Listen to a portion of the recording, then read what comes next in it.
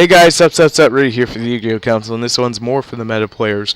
Here we go for the competitive meta-based players. This is my version of hats, and pretty much going to look pretty standard, because it is the best version, is pretty standard.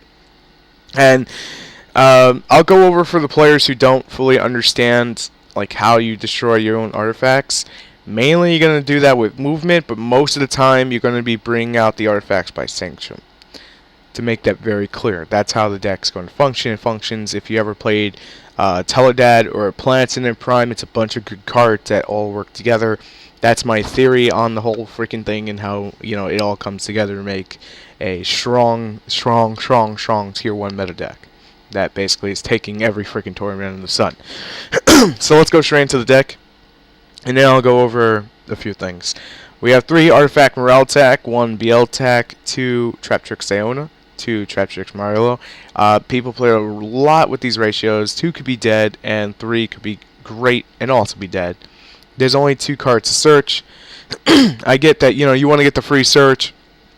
I prefer risking the dead draw for Diona before this is set up, just to have another access to a rank 4. Maybe that's a little bit silly of me, but to me it works, and I've always liked the 2-to-2 ratio instead of the 3-to-1 or the 1 to like 2 ratio. I always like that better.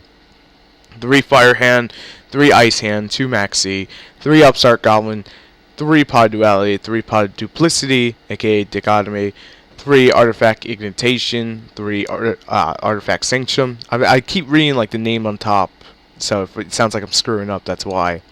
Freaking Dead Pro. 1 Bottomless, 1 Traptrix, Trap Hole Nightmare, 1 Torrential, 2 Deep Prison. Everyone should be running this if you're playing against meta. And the reason I'm saying everyone, because, come on, let's be honest. This is running around constantly. This is like the meta right here, is Fire and Ice Hands. Even if they don't run artifacts, this is meta. This stops that meta very easily, given that it's not one of those response traps. And when I use the word response trap, I'm talking about like Torrential and Bottomless being response traps, or Compulse, it's more of a battle trap that you have to wait till your opponent attacks. But that doesn't make it bad. That's a good thing, because they'll go to crash the Fire Hand to get the summon for the Ice Hand, and you Deep Prison away, and it screws up the whole play. So it's very, very fun.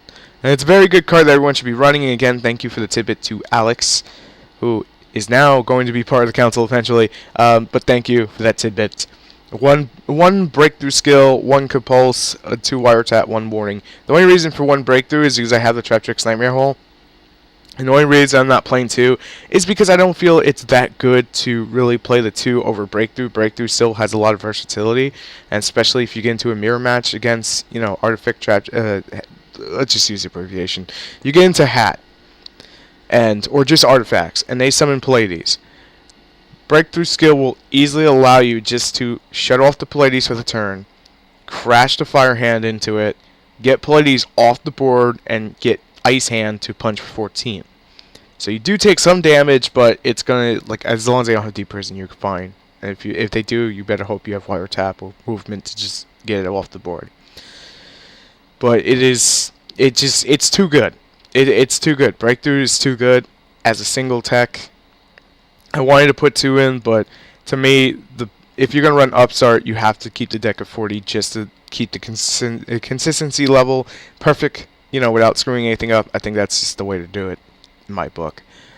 Alright, 1 Gaia, 1 M7, 1 Windup Zenmayo, 1 Tyrus, 1 Pleiades, 1 Volcasaurus, 1 Durellan, 1 Ragnar Zero, 1 Black Ship. I like Black Ship for the same reason I like Deep Prison, is because it shuts the Ice Hands down. They don't get their effects. That's what I like about it. 1 101, 1 Heart and Land Draco, 1 Exiton / Extinction Knight, however you prefer to say that. We're talking about the same card. 1 Daigusto Emerald, just good recycle. I know not everyone likes it, but you have the flexibility of the extra deck to use it, so why not? 1 Abyss Dweller, and 1 Gaga Cowboy. Now, pardon me about that stomach. Alright, this is the one thing that I take away from it. A second Abyss Dweller is a great option if you don't like Daigusto Emerald. So, if you're playing the meta, it will shut down 90% of it just as much as Necro Valley will.